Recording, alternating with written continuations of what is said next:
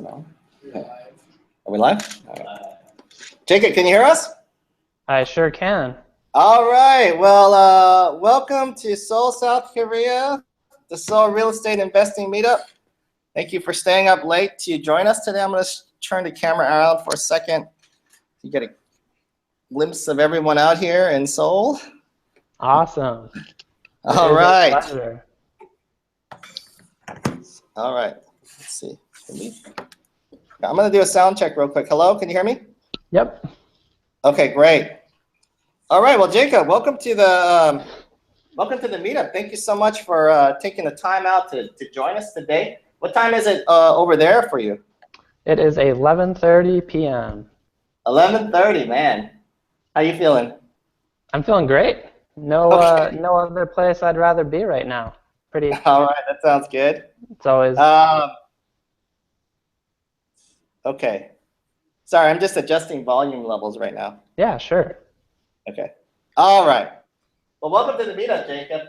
Thanks again for joining us today. In case people don't know much about you, could you go ahead and give a quick overview of your company and sort of what it is you're doing out there in Indianapolis? Yeah, you know, we have at the beginning of this year launched a real estate crowdfunding platform, which basically allows anyone to get on our platform, get in touch with us, and invest alongside us in our real estate projects, which is mostly buy and hold rental properties here in Indianapolis. Okay, great. So, yeah, why don't we actually go back a little bit and you tell us a little bit about how you got started in real estate investing to begin with. Yeah, you know what? It was actually my sophomore year in college, back in 2010, and I was up late one night, just surfing channels, and saw one of those commercials. It was a real estate guru from a TV show, Flip This House, and he was talking about how you can make millions of dollars in real estate, get rich quick flipping houses, and the coolest part about it was that he was in town, and he was hosting a free 2-hour event. Okay. So that was my before that moment in time, I had never considered real estate investing as a career option. Right. You were did you say you were a student at that time? Yes, I was attending the University of Nevada and focusing on a business degree in finance and accounting. And it was my sophomore year. I ended up going to that free event. I called the number. It was maybe 1 a.m. and I called the number and reserved my spot. And I think it was not, maybe it was the next day or the day after I went to the free 2-hour event. At the 2-hour event, they kind of give you some teasers, get you pretty excited about real estate and what's going on and what you don't know. And so of course you want to know more.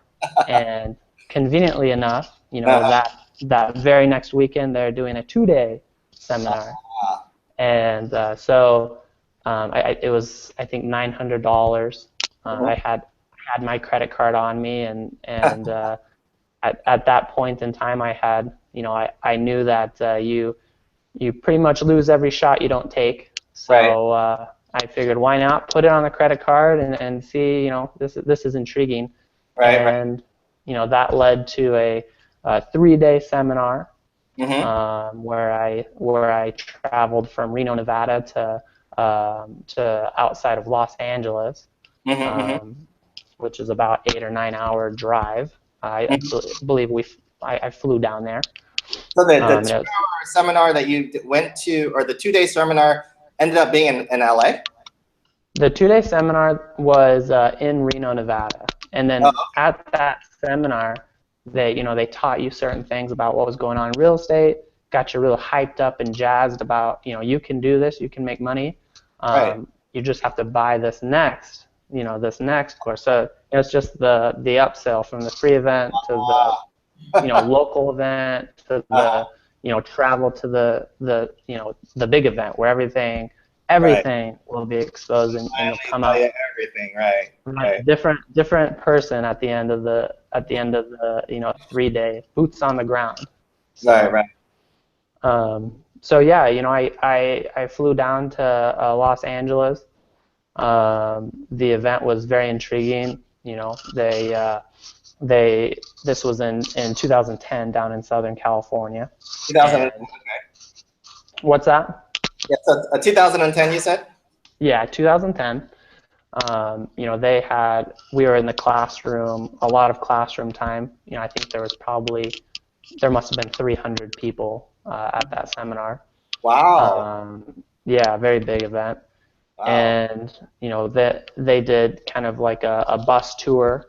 So they went and showed you projects that they're currently flipping down in Los Angeles, Mm-hmm. uh, and in the Inland Empire area.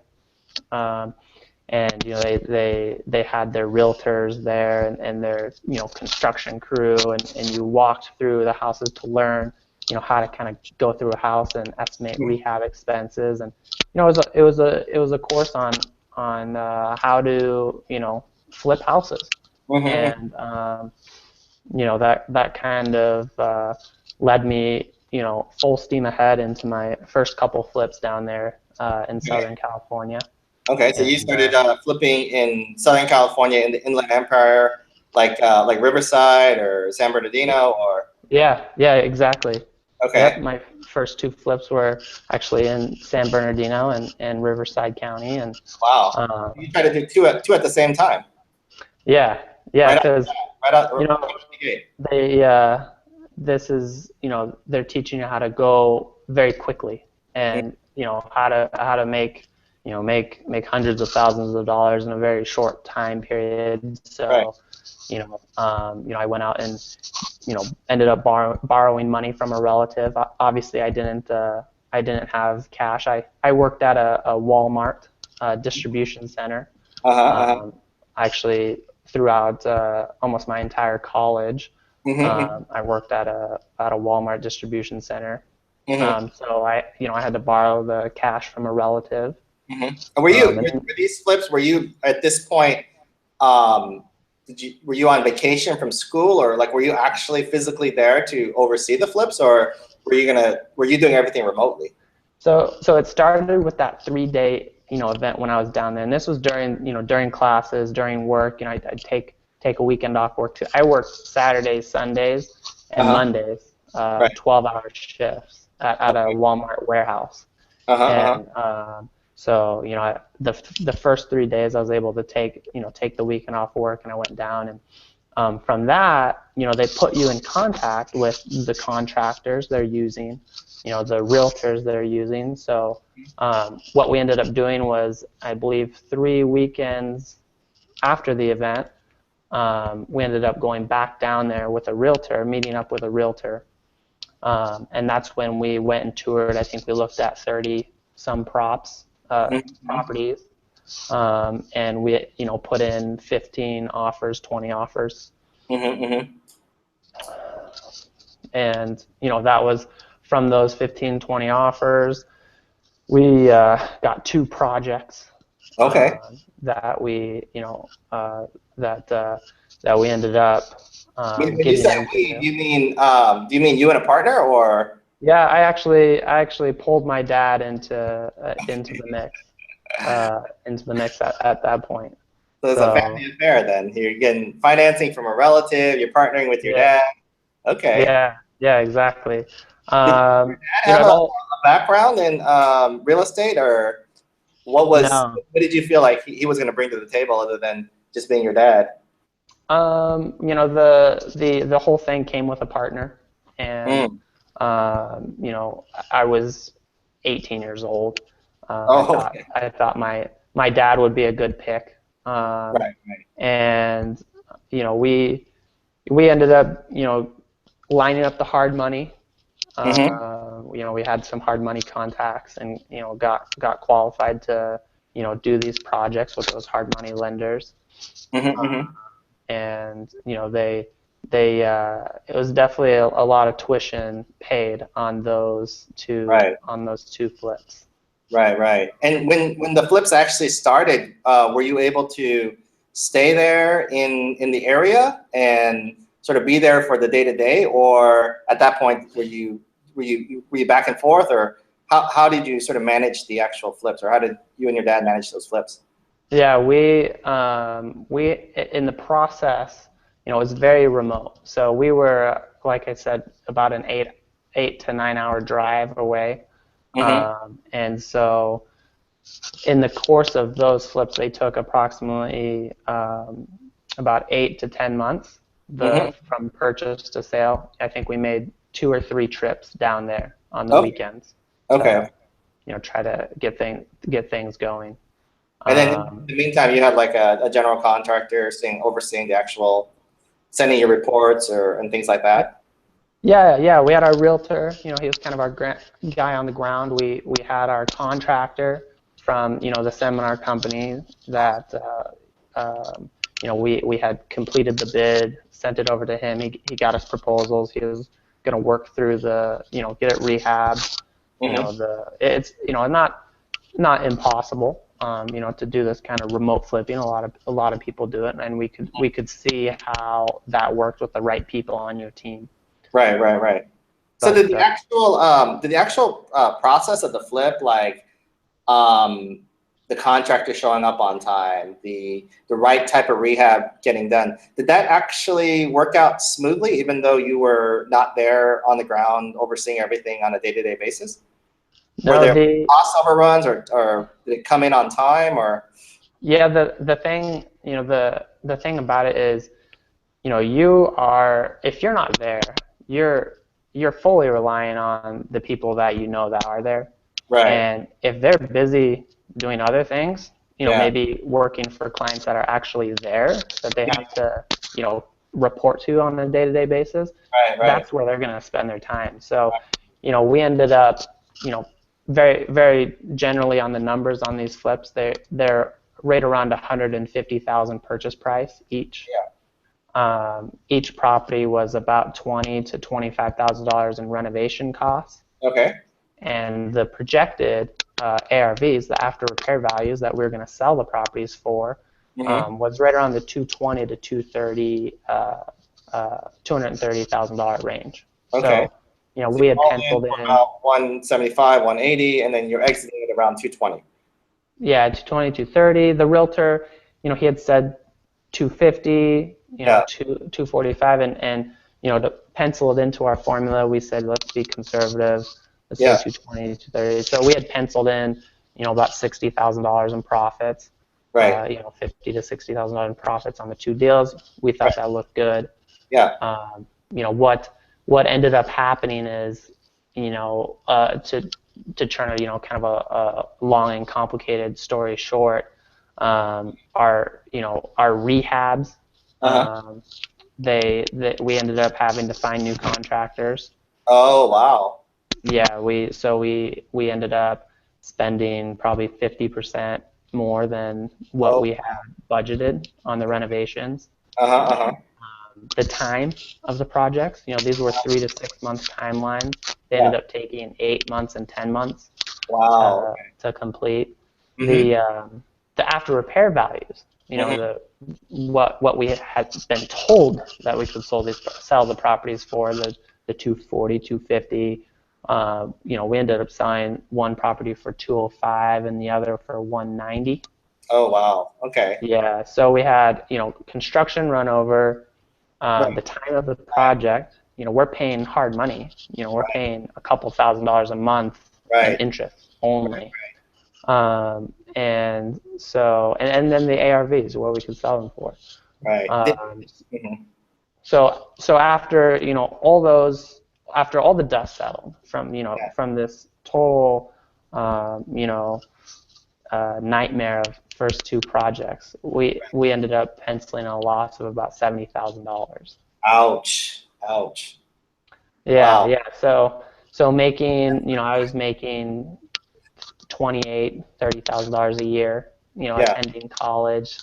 Yeah. Luckily, I didn't have a huge student loan debt because Right. I attended a local university and had some good scholarships. Mm-hmm. But yeah, I had just in 1 year turned in, a $70,000 loss, and it, Wow. it was it was pretty numbing.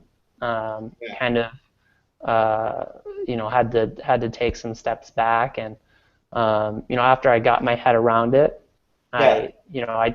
I knew that people were making money in real estate, and this event, I really wish it might have been one property. We didn't jump into two, Right. um, but this this event of losing this money, it really provided the motivation.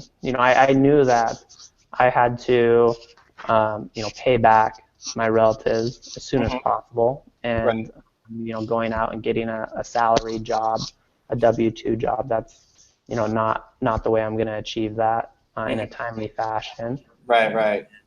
So I kind of swallowed the bullet Yeah. and continued with my education, continued meeting the right people, Yeah. seeking out the people who are actually making money, Right. in this real estate, and and with foresight, I wish that, it would have been so much better if I had taken that money that I borrowed Right. and simply, if I wanted to flip houses, then find a trusted person in my area that was flipping houses, Yeah. and hey, how about I loan you the money for your next project, and Right. in return maybe cut me in on some profit and let me Yeah. learn from Right. your process, what you're doing. To be like a hard money lender instead of the actual person flipping. Yeah, absolutely. There's so much you learn, with application, and So, so when you get the bill, you take a look at it. So I think this is an important point. The investor psychology, and all the dust is settled. Almost everything that could go wrong has gone wrong with this flip. And how old are you at this point? Like 19, 20? yeah, just turning 19 when that stuff is settling. Yeah, so you just turned 19. You're looking at your own W-2 right now at Walmart. You're making 30,000 or so, I think you said, per year, and you're looking Yeah. at $70,000 loss that you're gonna have to figure out a way to pay off. How do you bring yourself out of that funk? Like, how do you have the guts to get back into the arena and as Teddy Roosevelt says, dare greatly. How do you go through that process? So it was kind of a combination of, through all that, work that I did with that seminar company, and down in Yeah. Southern California, I had met one individual that was actually selling turnkey rental properties out of Indianapolis. Okay. Okay. And as part of the seminar that we were able to fly out to Indianapolis to see his operation, and then of course have the opportunity to purchase the turnkey properties. Right. But what kind of opened my eyes from that trip out to Yeah. Indianapolis was a different market where in Reno, Los Angeles, the West Coast, Mhm. there's no properties for under $150,000 that you're interested in owning.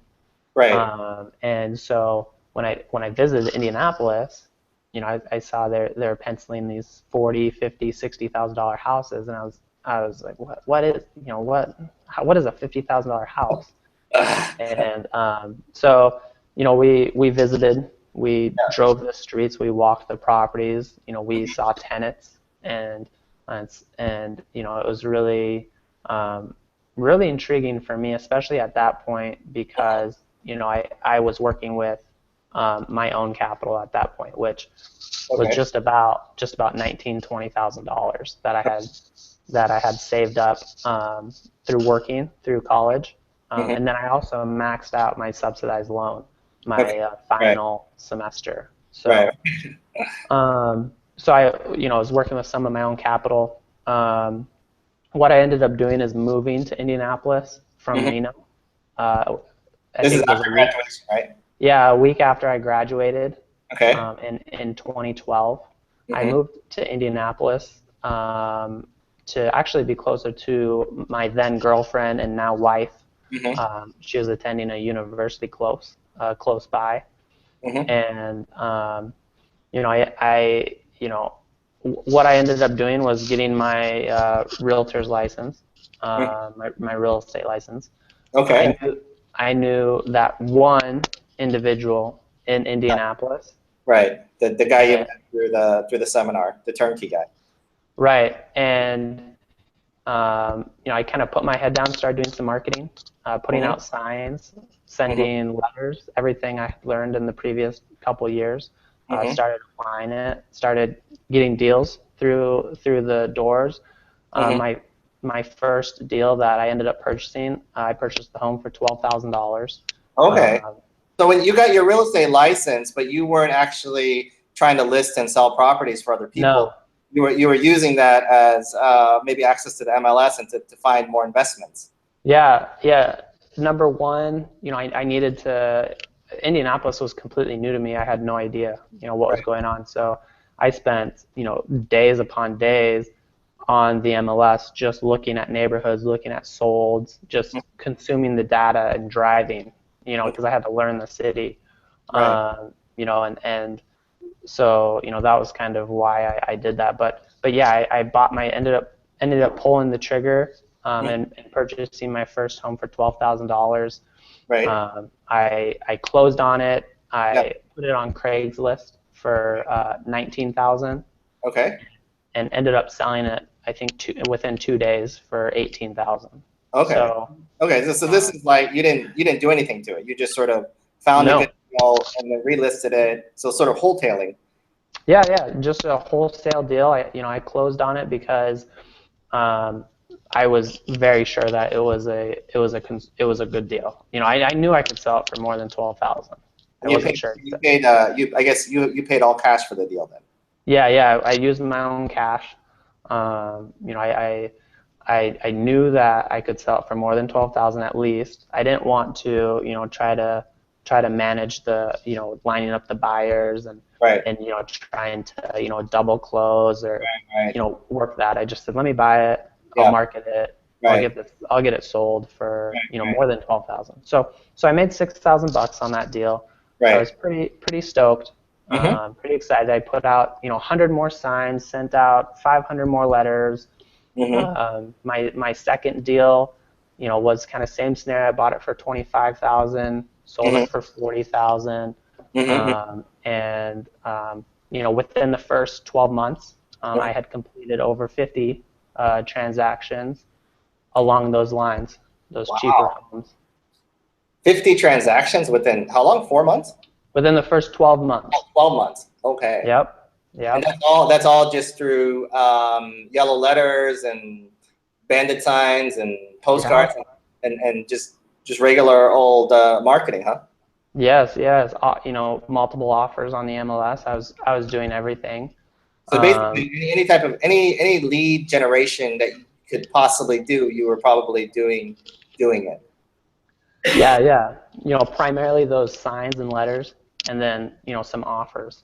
What was Just your multiple what was offers. your what was your rate of return, or like what was the conversion rate on the letters? What was the ratio of letters sent to maybe deals coming back in Typically, I pull about one, maybe two deals per 100 letters.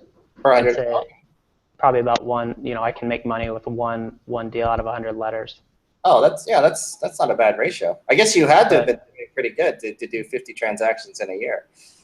Yeah, absolutely. And through that, I was that one individual I knew that, which is became a mentor and a partner. Mm-hmm. Um, I got involved in his organization of selling those turnkey properties. Mm-hmm. Mm-hmm. So quickly I started partnering with him on the leads that I was bringing into the organization. So he became kind of like one of your buyers in a sense. Yeah, absolutely.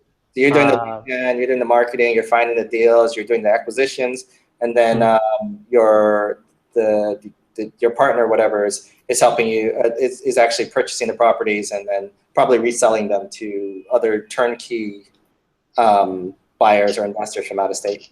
Exactly. He had his organization set up. He'd, sell 20 to 30 properties a month.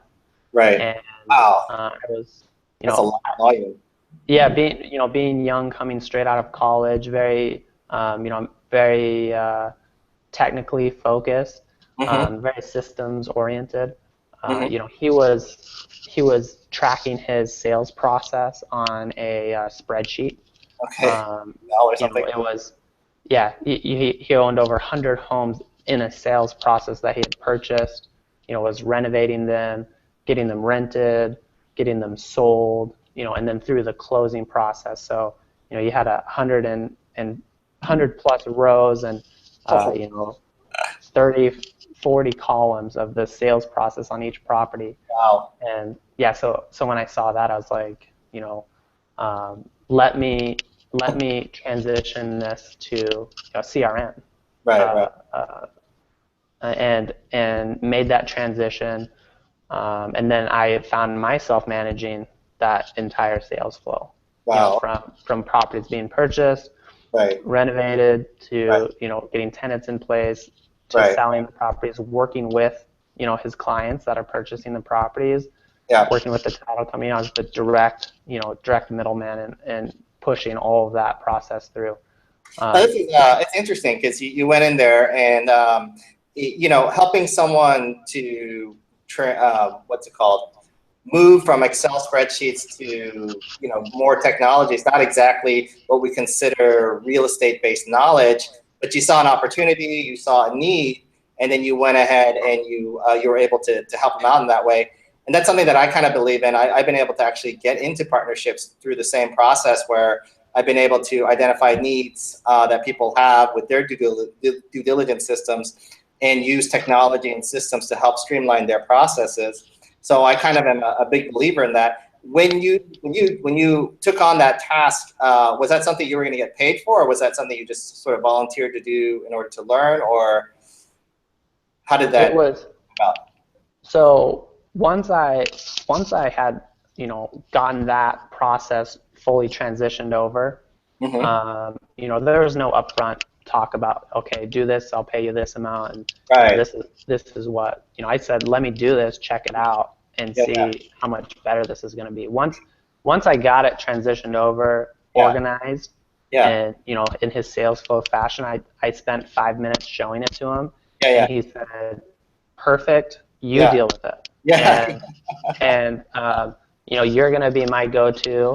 I'll put you right into the loop on all communications with my organization. You manage everything, so I can stop thinking about it. I can focus on higher value things. Okay, so that's very similar to what I was able to do is, and I think it's a good lesson for investors out there who are looking to get started. You don't necessarily have to get started by bringing a deal to someone or having funding or something else. If you can just somehow provide value in some way and become integral or to that organization, then you will find opportunities. And it's funny because I have a similar story. That's how I kind of worked my way into a partnership, by just saying, show me your due diligence system, and looking at it and saying, I think there's a way to streamline this, and then going from there without any expectation of being hired or being paid for it, but just wanting to learn too. So I think that's a lesson.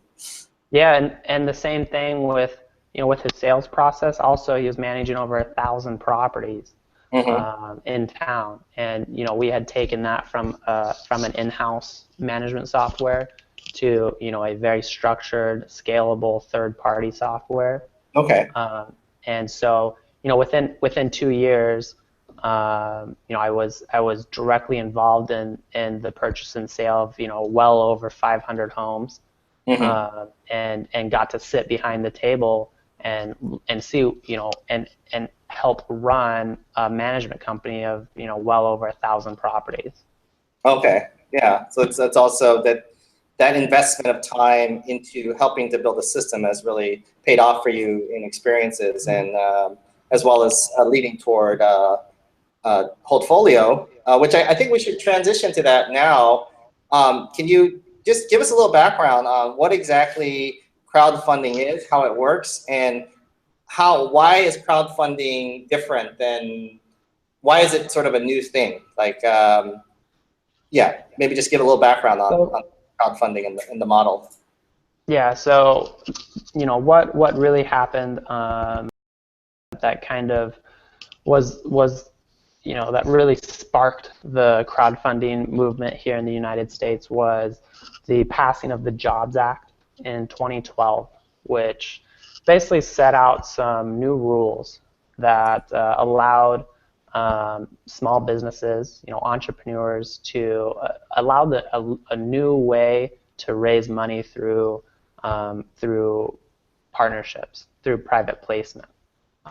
So, with this new legislation that was rolled out, the rules began to get written, and that facilitated, obviously, people started putting together these platforms because they saw with these new rules, we can now match real estate developers and everyone looking to invest in real estate. We can put it online now, and we can advertise it, generally solicit it, and so that was the spark of real estate crowdfunding platforms. It's really just, it's a pretty simple concept. There's a project, a common goal by a developer. He needs some money, some funds. So those looking to invest are able to view that project and then contribute small sums, $5,000 and up. Some might have minimum investments of $10,000, $25,000, or $50,000 depending on what platform you're looking at and what the structure is. But really, it's just that idea of having a large group of people contribute smaller amounts to a common purpose to get a project done.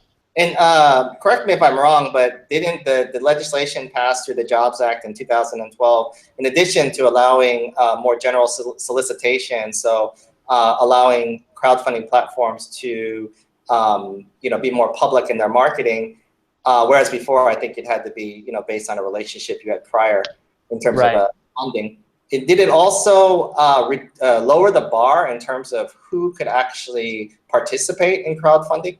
Yeah, because the thing is with the crowdfunding, it was, or this private placement before crowdfunding really became a popular term. It was to those highest net worth individuals.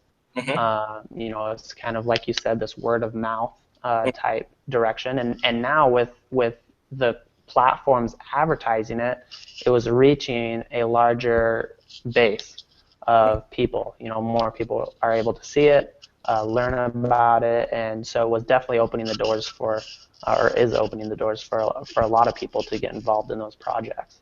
Okay. Yeah, so tell us about a little bit more about Holdfolio and how you use crowdfunding in your investment model, and maybe how it differs from some of the other crowdfunding models. Yeah, I anticipated explaining Holdfolio a bit, so what I did this afternoon was kind of put together a little slideshow. Oh, okay. So I might share my screen with you here, and then we can kind of just take a look at that, and that might be a good way to get through the explanation.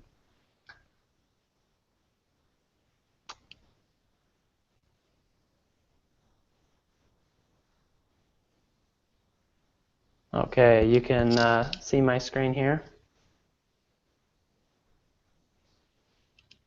Can you hear me there, Dan?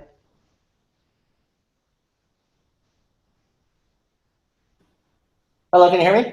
I can hear you now. Okay, yes. Sorry, See yourself? You're muted. Okay, yeah. All right, perfect. Go ahead. Let me jump in here.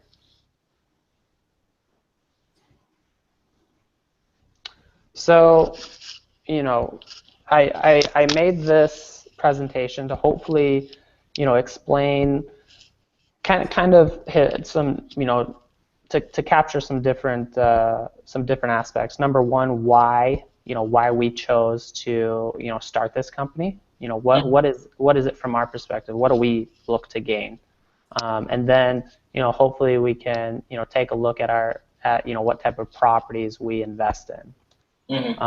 So this is a property that we purchased within the last 6 months. We purchased it. It was a distressed sale. We renovated it.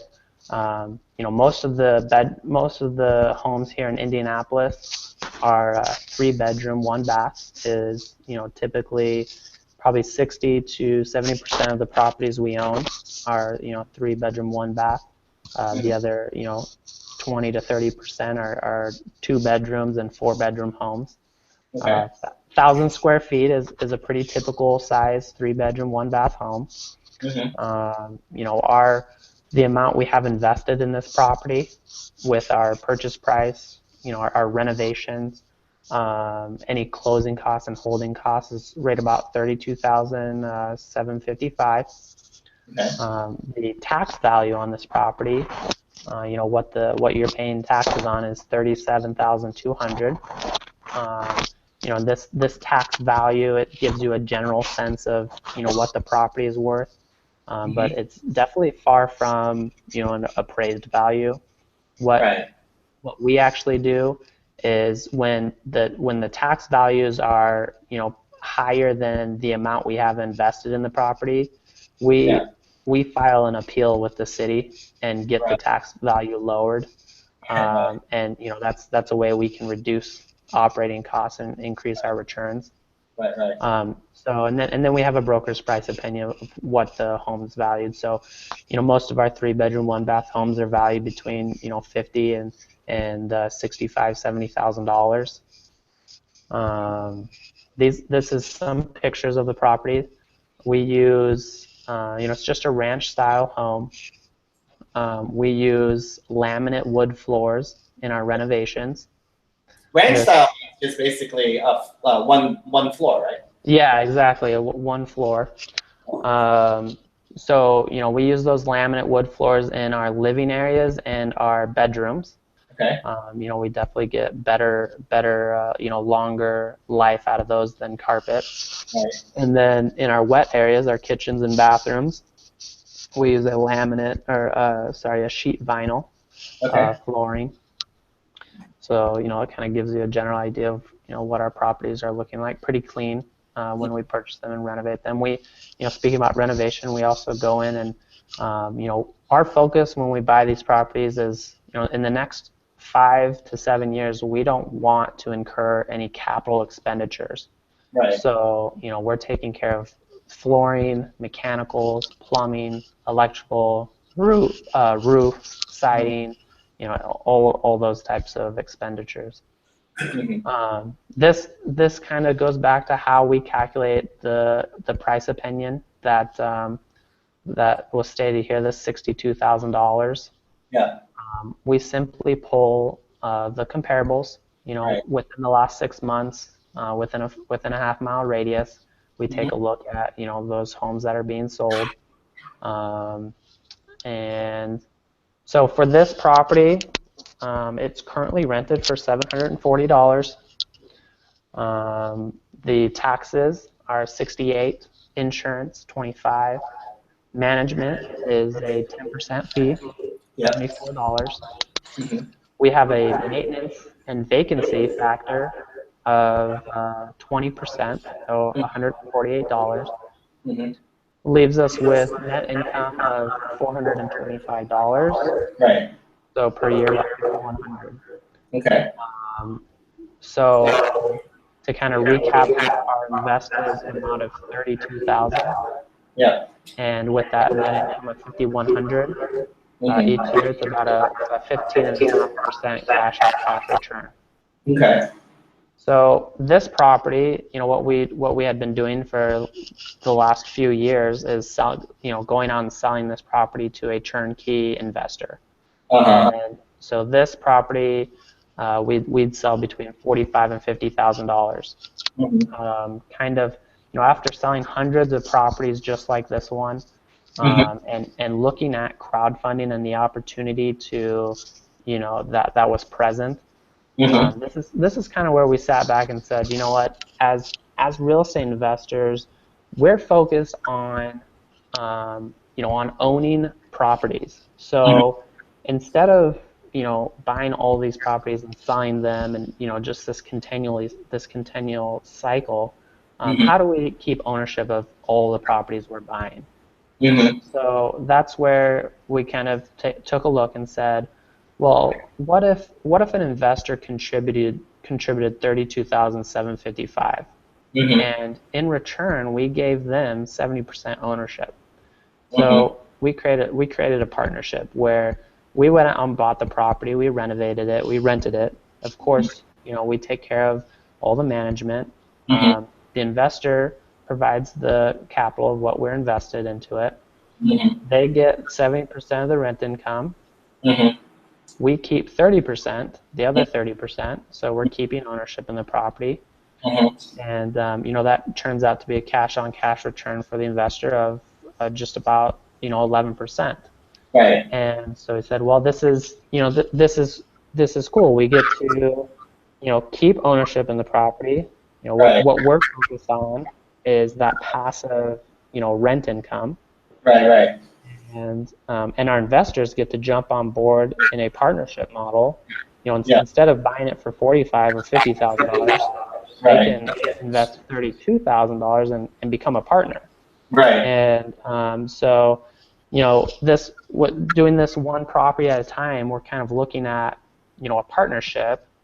You'd have to structure this partnership as a 30%, 70%. There's an agreement that has to go along with this.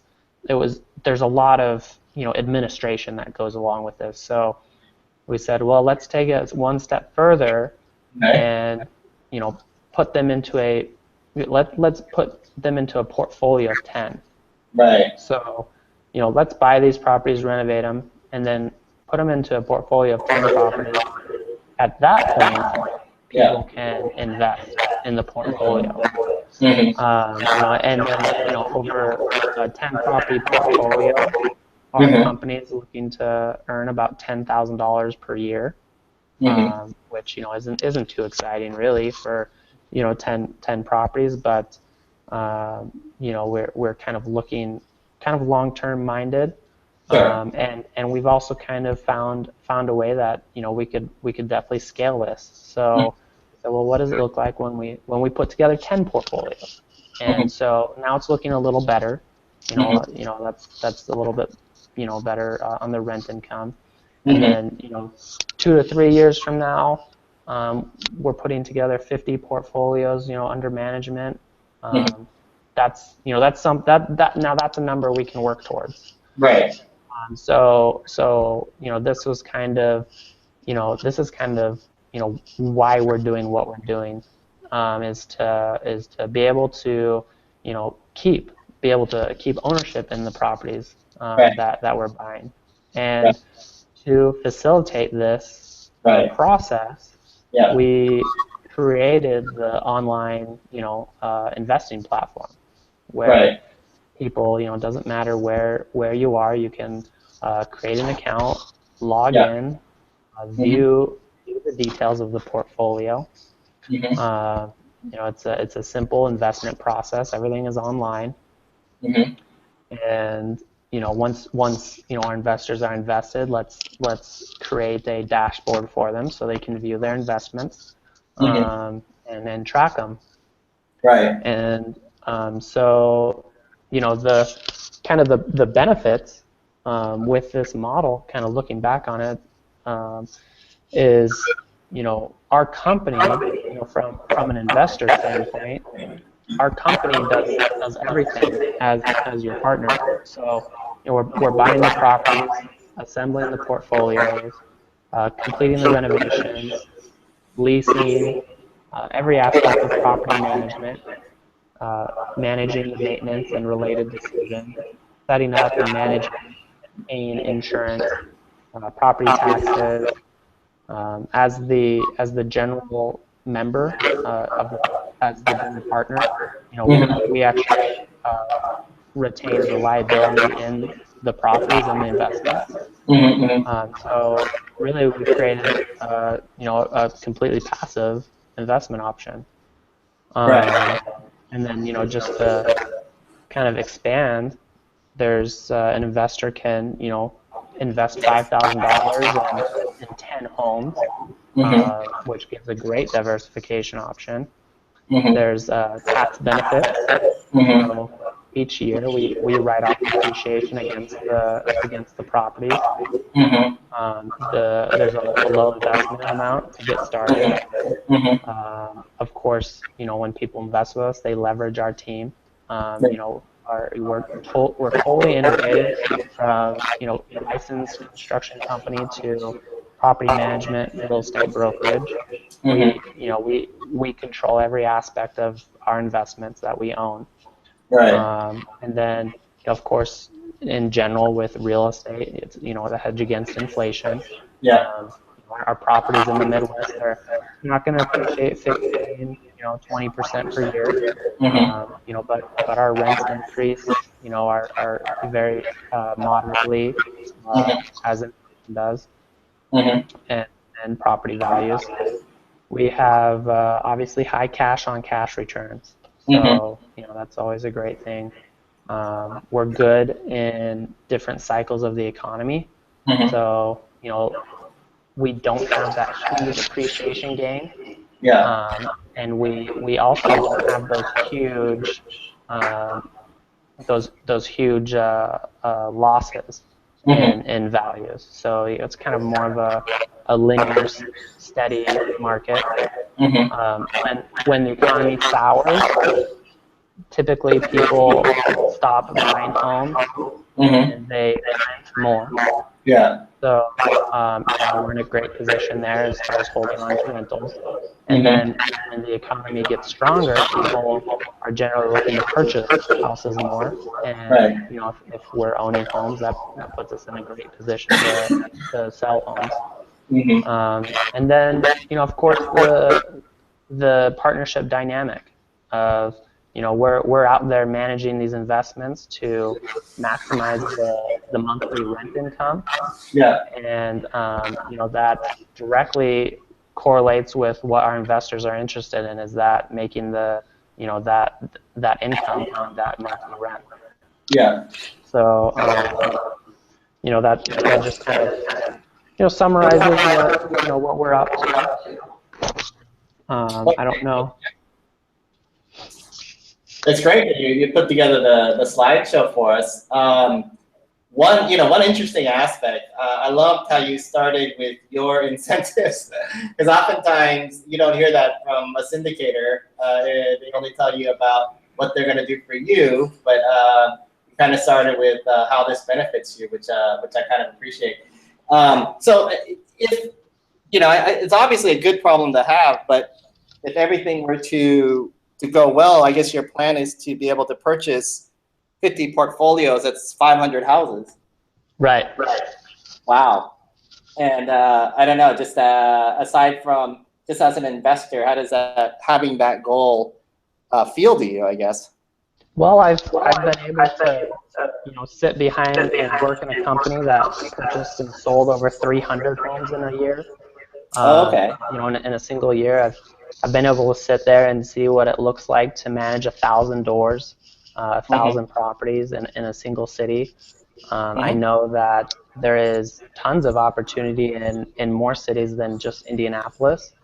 Yeah. And different sectors of the real estate market. There's multifamily, commercial, mixed use, different avenues. We're focused on income producing assets. Right. So there's a lot of ways to grow. Yeah. Well, I mean, as an investor, on the syndication side of it, I also think is an interesting model from your viewpoint, because you're constantly getting the funding to grow your portfolio. Because as you open up the new portfolios, basically your investors end up being your refinancing in a sense that allow you to have the capital to purchase more houses. Right. That is what is great for us. And then for the value added for the person buying, instead of paying the turnkey premium and getting maybe similar cash on cash, you actually get the same cash on cash for a lower price point because you're not having to pay that premium. Right. Exactly. That's an interesting model.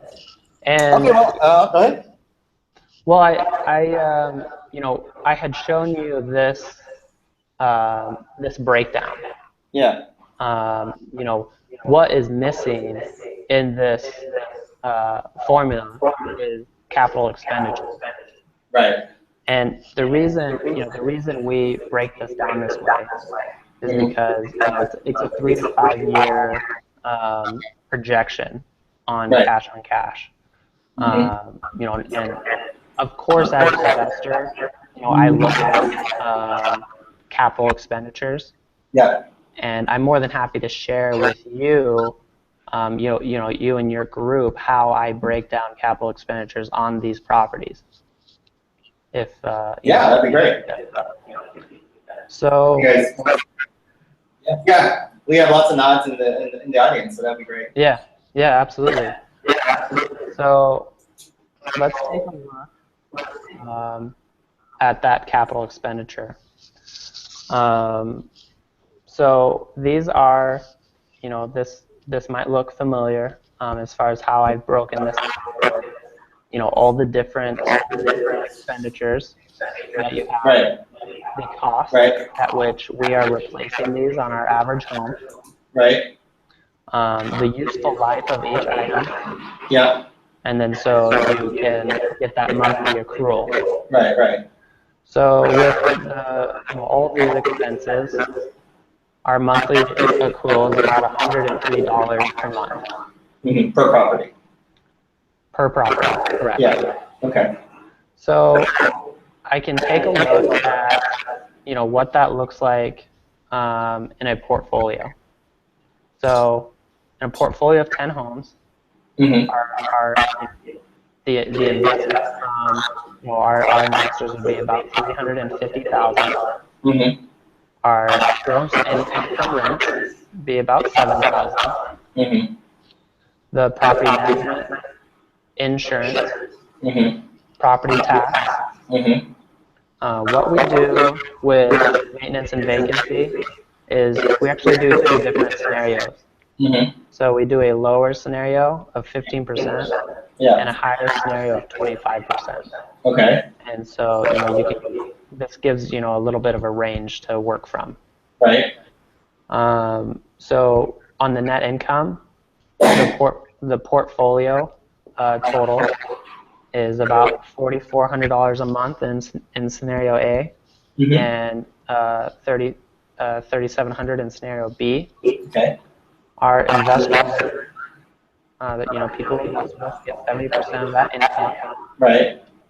Which translates to about $37,000 to $31,000 a year. Right. Which translates to a 10.5% to 9% cash on cash return. Okay. So let's plug in the capital expenditure of 103. So times the 10 homes. Yeah. Is about $1,031 per month.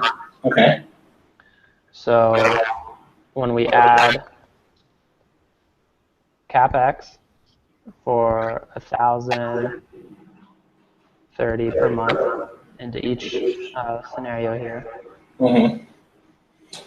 that reduces our cash on cash return to 8 to 6.5%. And so over a 15-year plus time horizon, that's kind of what those cash on cash returns would look like.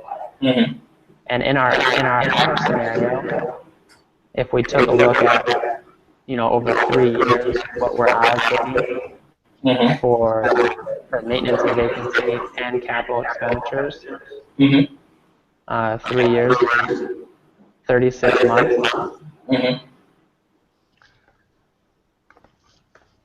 So it's $63,000 on maintenance and vacancy, and $37,000 on capital expenditures. which is a little over $100,000 allocated for 3 years.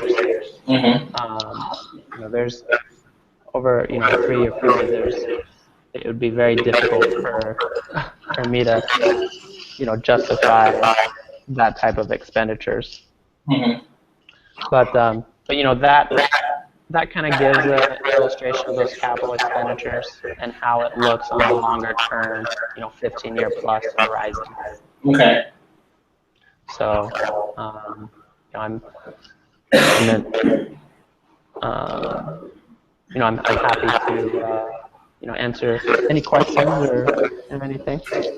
With the longer term hold, I'm guessing the reason you would do that would be either because the market is appreciating, or you feel like appreciation is there, or because the market had depreciated. I guess it would be one or the other. Or what would be your trigger point at the 3-year mark to think, let's hold another 3, let's start to dispose of it? Or So what the plan is at the end of 3 to 5 years, obviously we'll be in a different, our economy will have different dynamics. We'll take a look at exit options. What does it look like to exit these properties now? Yeah. And then we will present those to our partners. Yeah. And get a poll with everyone. Yeah. To say, this is what our options look like right now to exit these properties. This is what your investment has returned to you over the last 3 or 5 years. Right. Over the time period. And Right. From your standpoint, what would you like to do? Right. So once we get a general consensus, a poll from everyone, right. Then as the manager, we can decide, let's hold on to these for a couple more years. Yeah. Or, let's go ahead and, let's put together an exit strategy. Right. Get some of these homes sold. Or there could be an option to leverage the portfolio, do a refinance. Right. Where, maybe our investors are recouping their investment. Yeah. And keeping ownership in the portfolio. Okay. So, that would, definitely increase these returns.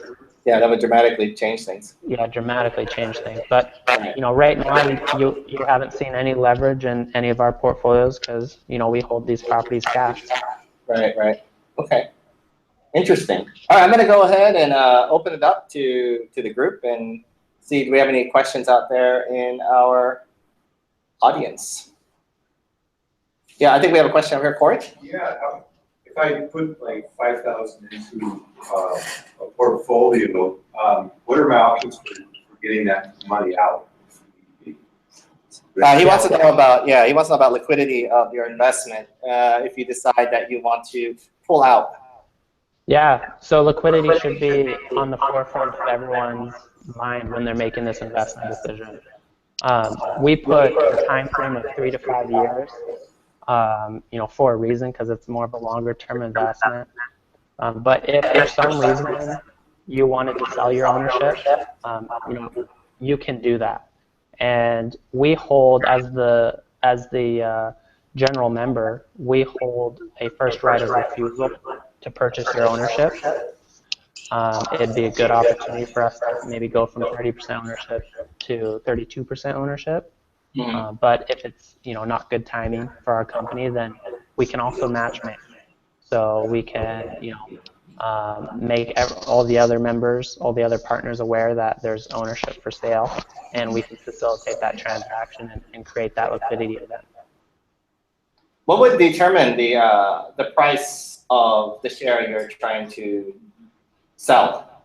So I always tell people if you're going to sell early, if you're going to sell your ownership early, expect to sell it for what you purchased it for. That is the cleanest way to handle that transaction. Now, of course, it's a question of what someone's willing to pay for it. So it's just a supply and demand. So maybe your 5,000 ownership you could sell for 7,000. Yeah. you're somewhat in control of that, but always up front, I just tell people that if you're going to sell early, expect to sell what you purchased your ownership for. And that's a safe assumption. Okay. Have there been has anyone sold early so far? No. Okay. Okay. That's good. Good to know. Yeah. Do we have other questions in the crowd? Or Corey, was that enough, or did you want to? Okay. I was curious also about Indianapolis. Like, why is that such a good place to be invested? Yeah. What is it about the Indianapolis market that particularly attracted to you, other than your girlfriend, now wife? Yeah. So Indiana in general is a very business-friendly state and landlord-friendly. So that's one aspect, is a landlord-friendly government to work with. You have employment that is below the national average. You have job growth, which is in turn creating an environment where you have population growth. So, kind of all those kind of macroeconomic, outlook makes it a great place, combined with the, affordable neighborhoods, lower cost of living. It allows us to find these properties where we can be $35,000 invested, and find quality tenants. We have, in that property that I showed earlier, we have a salaried engineer living in that property, signed a 2-year lease. We have great. We're able to attract great tenants into our properties. So, kind of all those different factors playing. Okay, great. Do we have other questions out there? Yeah, go ahead. Hey, Jacob. Hi. As an investor, well, first of all, thanks for all the awesome information and teaching us about crowdfunding for real estate. But as an investor, if I buy $5,000 worth of shares, does my name go on any of the actual property deeds, or just part of this portfolio is owned by portfolio? So what I'm asking is, can I get some tax benefits? Yeah, so we create one entity that owns the 10 properties. So when you invest, you become an owner of the LLC. So that creates a barrier to different liability factors, and also it creates the structure for which we can take that income and divvy it amongst so many different partners. So it's like an S corporation or something like that? An LLC. It's an LLC. So I think you mentioned this while you were talking in terms of tax benefits. The depreciation would get a portion, but at the ratio that you invested in. Then I'm guessing in terms of being able to apply it to your own income. Yeah, we apply the depreciation against the gross income. Yeah. So maybe you collected $3,000 over the year from your investment, and the K1 that we send you might show a tax one from up to $2,000. Okay. All right. Good. Good question. Do we have other questions from anyone? We have a question over here from Adrian. Maybe, I guess, with macro. How does, because no one could predict the future, like if real estate prices were just flat, like 3 years, 5 years, how does that affect the returns, and kind of like, does that affect it? How does that? How would you deal, Jacob, with a flat market? How would you deal with a market in which there was no appreciation in either rent or property prices over the next 3 years? Adrian, is that? Yeah, you can touch on both housing and price, but even rent, if it was, scenario. Yeah, or maybe you just talk about your opinion on that type of scenario in general, and then maybe some of your strategies for that. Yeah, as far as return, I could jump right into a spreadsheet that has an IRR calculator. So we could play with that to say, what if we sold, if you're invested $350,000, what if we sold them for $350,000? What would our return look like? Right. You know, what if we sold them for 300,000? Took a $50,000 loss. What does your return look like? Right. You know, I can pull that up in 30 seconds if you'd like me to. Do you want to go through that type of calculation? Are you looking more for the opinion on what he thinks about the macroeconomics of it? Just maybe kind of like with that, there was like on the website, it showed like 16 to 20% returns. Right. For example, as one of the projects. Right. And then just wondering if property prices now are the exact same prices they are 3 to 5 years, would that, like, what would that return possibly look like?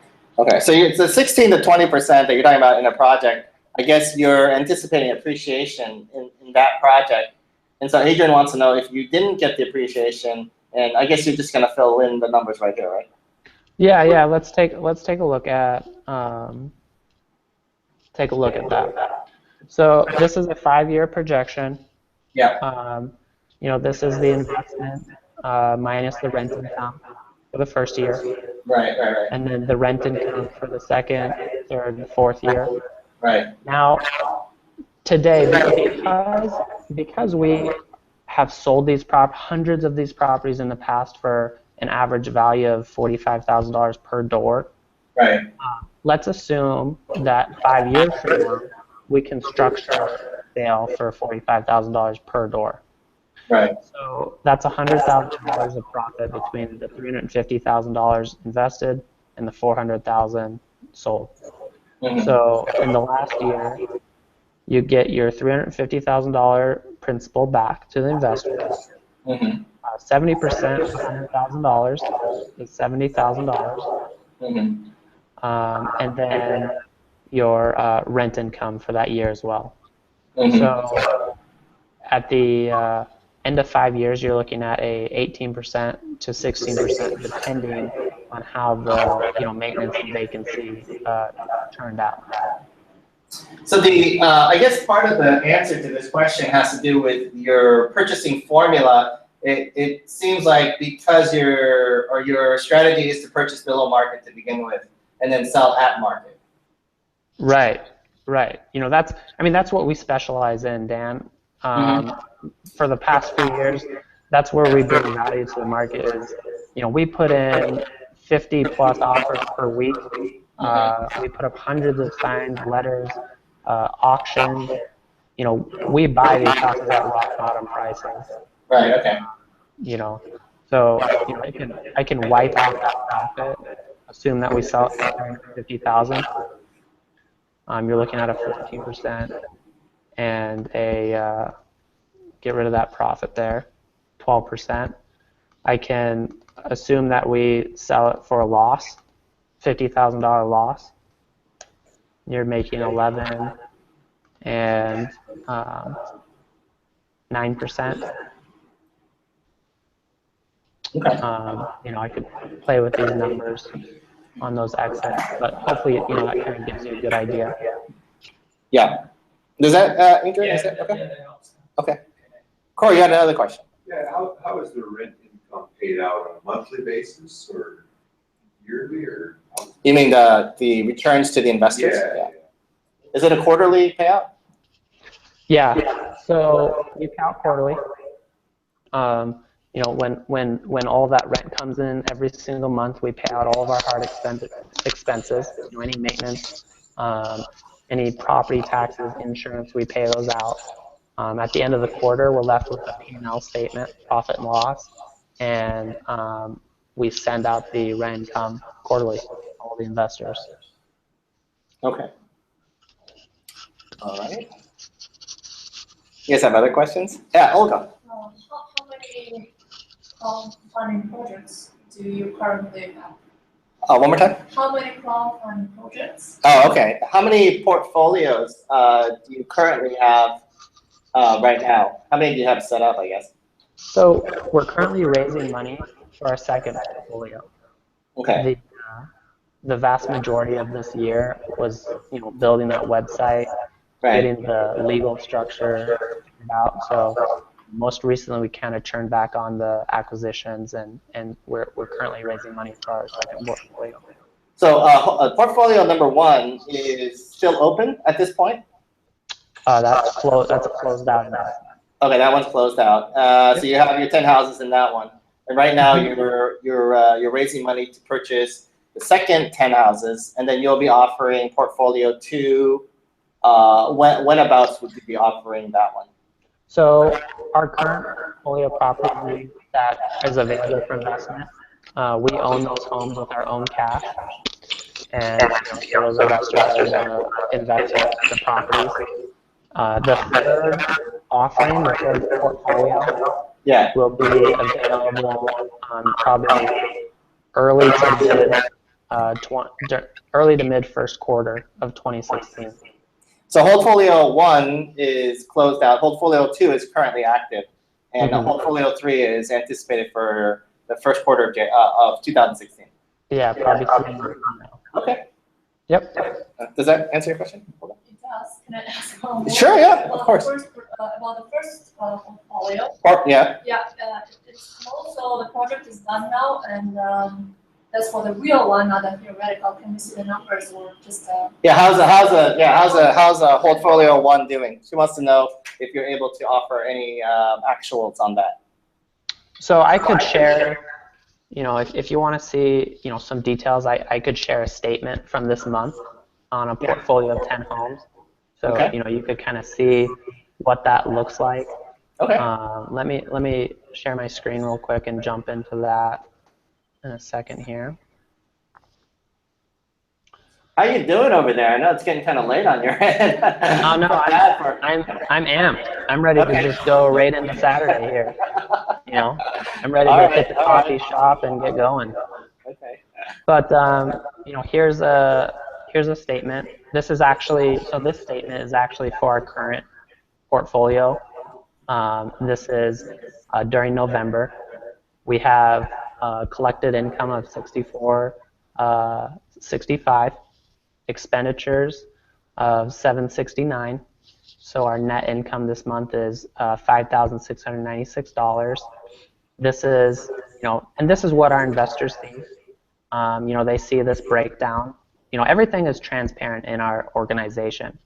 You can view details on, every single bill, every single expense if you wanted to. But this is kind of breakdown of insurance, management fees.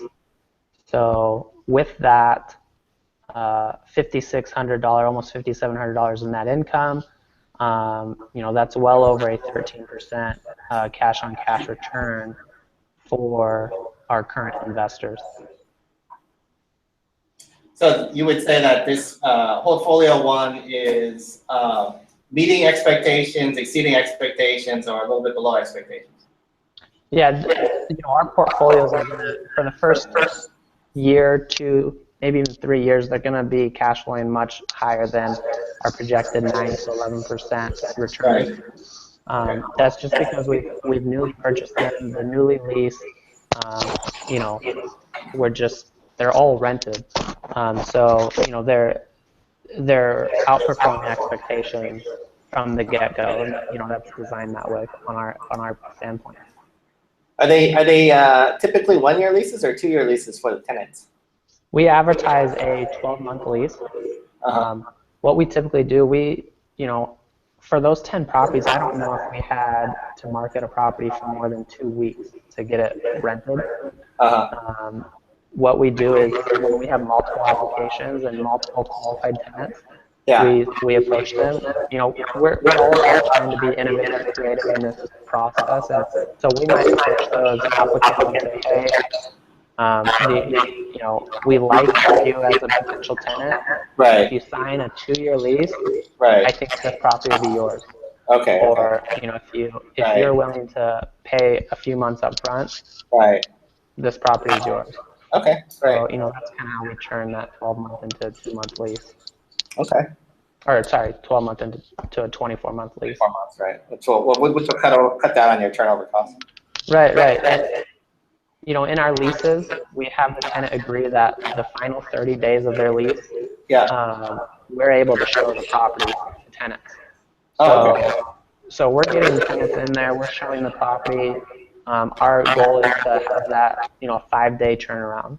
So Once the tenant vacates, we get in, clean, touch up, new tenant in. Okay, great, great. Yep. Good. Thank you for that. Olga, did you want to ask a follow-up or? Okay. As for me, I'm neither American nor I'm Korean. So Right. for the foreign citizen, Right. is it possible in level terms to get involved into the portfolio? Is your portfolio open to people who are foreigners, who are not American citizens? Absolutely. Absolutely. Yeah, it's a process of obtaining a ITIN, a taxpayer identification number. You fill out a W-8 ECI, and that allows us to not have to withhold the rent income that we collect in the partnership. You file a non-resident tax return each year in the United States. And then, of course, I'm not a tax accountant. I'm not a CPA. That's from experience, from what people are doing. With a foreign investment in the U.S., some of the complications are some foreigners don't want to file a U.S. tax return. Because if they do, they have to report all of their earned income, and some foreigners don't want to do that because they have multiple investments that maybe are flying under the radar. But like for someone who's considering this, probably a smaller time investor, yeah, maybe those people will not be as worried about filing a U.S. tax return. But that's definitely you want to look into the entity structure and figure out how to reduce your tax burden as much as possible when you're dealing with that situation. All right, great. Do we have other questions? Adrian, yeah.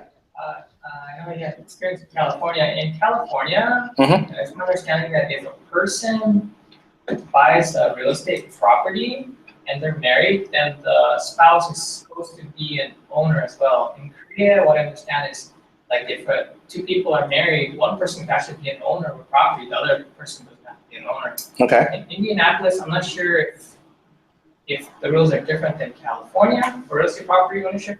And also, since this is a partnership, would rules like that not apply? Where, like, let's say a spouse, kind of like in Korea, could invest in a partnership, but the wife or husband is actually not.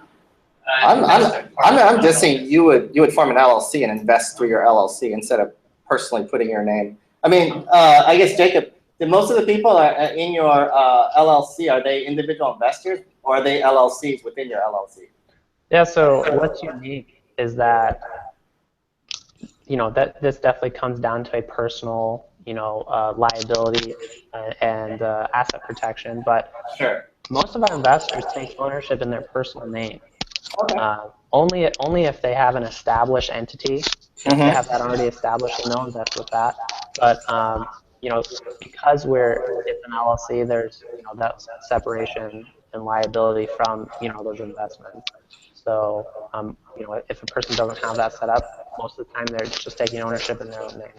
So specifically back to Adrian's questions, have you had couples investing, and are both couples invested together, or is it just under one of the spouse's name? Or there's absolutely no stipulations. You can own however you want.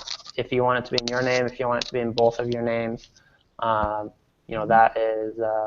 up to you. And there's no requirement on the part of the state of Indianapolis, as far as you know, to have spouses doing it together. No. It's not like California. Okay. Yeah. Really? I didn't know that's true for California. Community property states. There's some states in the U.S. I don't know if my mom's name is on the deed with my dad. I don't know. It doesn't have to be on the deed if they're married. Right. Yeah. But yeah. It would be entitled to half of the stake in the property. Right. Some states in the U.S. Right. Washington State. Okay. And so for portfolio, is it K1s that are issued? Is that what the Yeah, he said K1. Yeah. You said K1s, right? Yep, K1 and then all the tax documentation that we use to produce that K1 is fully available to everyone. Okay, cool. Okay. You guys said, oh yeah. I got one more. Yeah, I'll take up here. Brian. Brian. Hey. I just want to ask about like multifamilies, like scalability. Obviously, single families are there, but what's the psychology for you and Sterling and whoever else is in the decision-making process? You know, what's the psychology? What's the motivation? What goes into acquiring the property? It's all cash, so there's no, you know, I mean, what's holding you back, or what keeps you in single family, or what will keep you in single family? Yeah. So why we're in single family right now and buying these properties is because it's what we're experts at. You know, it's what we know how to do, and it's what we're very confident in doing. We're creating relationships right now with some of the top, you know, commercial developers here in town, some big multifamily developers, apartment builders. That's how we're going to go from single family to multifamily and commercial, is simply by partnering with those well-established, experienced groups and businesses. So, you know, we'll take a very small role in those first projects. Once we have the confidence and, you know, the confidence in ourselves to, you know, pull the trigger on investments by ourselves, you know, we'll start doing that. That's how we bridge that gap. What do you think the timetable is for that? When do you think you'll be starting to include multifamilies in a portfolio? Would that be a mixed portfolio, you think, or do you think you would offer them as a separate portfolio? They would be, and that's a good question too. If we mix some single family with multifamily, it's doable. But you know, I'm sitting down at the desks with these developers, you know, right now. So this is something that could be as soon as within the next 6 months, or, you know, could be 12 months, 24 months from now. Definitely within 3 years, we'll be, you know, having a different diversity of, you know, investment on our platform to, you know, go hand in hand with those single family portfolios. Okay. Yeah, that might also attract a different type of investor. Does liquidity play a role into it? I mean, do you want to stay in single families a little bit to make it a little bit more of a liquid investment? Exactly, Dan. You know, there's a reason why we purchase these single family homes, because they offer, you know, different liquidity options. Yeah. And, you know, like a property in our current portfolio, we went ahead and did a lease with an option to purchase, and we're 33,000 invested in the property. The tenant has a lease with the option to purchase at 55,000. He's, you know, we're in communication with his mortgage broker, our management company. Right. You know, we're starting to piece that together. So, you know, there's some cool exit options with those single family homes. Yeah, that would be a very interesting model if you decided to lease option all of them, because then you'd have sort of a guaranteed exit. Right. Yeah, it's a great opportunity. Okay, great. Yeah, we have a question in the back, Ben.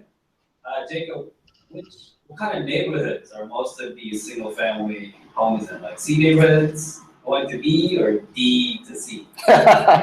Yeah. So, you know, in general, there's classification of A neighborhoods through C, D plus. You know, these are B minus C neighborhoods from my general perspective of what people understand these neighborhoods to be. The important thing for us is that, you know, our crime, there's low crime. We're able to attract quality tenants. There's, you know, not boarded up houses. We can take market rent. We're never in a situation where we have to go Section 8. So, you know, just working class neighborhoods. We invest in neighborhoods where a lot of revitalization efforts are going on. A lot of neighborhoods, there's an urbanization movement that, you know, sweeping through the country, and, you know, these urban neighborhoods are seeing a lot of revitalization dollars. So we go in there and purchase those homes prices and you know, right alongside the community development corporation. So we can, you know, 3, 5, 7 years down the road see the values of those homes increase in those urban neighborhoods. Okay. Section 8, in case you don't know, is government-assisted rent. It's for low-income households. Great. All right. Do we have more questions? This is great. I don't think we've ever had this many questions. Anybody else have a question? Okay, well, I mean, thank you so much. I know it's about 1 a.m. on your part for staying up here. I think this has been one of the most thorough presentations we've had, so we appreciate all the effort that you put into it. Maybe just one last thing. You know, now looking back on the whole process, I mean, the $70,000 hit was obviously hurtful. It was probably also extremely motivational from what you said. Probably most of us don't want to have to go through that in order to get to where you're at. What would you say looking back? Like if you could streamline this process the most efficient way possible, spending the least amount, maybe risking the least amount, but being able to get to somewhere where, you know, like where you're at with your amount of experience, what would you give as your advice to new real estate investors? So, you know, it's not the first time I've been asked this question. It all goes back to finding the people that are doing what you want to do. So if you want to buy and hold a rental property, or if you want to fix and flip a rental property, find successful people that are doing it, start engaging with them, and the best thing I could imagine is creating a partnership with an established, you know, person doing what you want to do. You know, take it a little bit slow on the front end. You don't have to jump in, you know, head first. You'll come out amazing in that process. Right. So in other words, join a group like the Seoul Real Estate Investing Meetup and be able to network with other like-minded investors. Absolutely. All right, girl. Thank you very much. Let's give Jake a round of applause. That was awesome. Thank you very much. It was a pleasure. All right, I'm gonna go ahead and hang up on you now, and yeah, I'll send you an email later with some links to the broadcast and all of that stuff. All right, have a great day, guys. All right, take care. Thank you. Bye. Bye. All right, let me see. Okay. How? And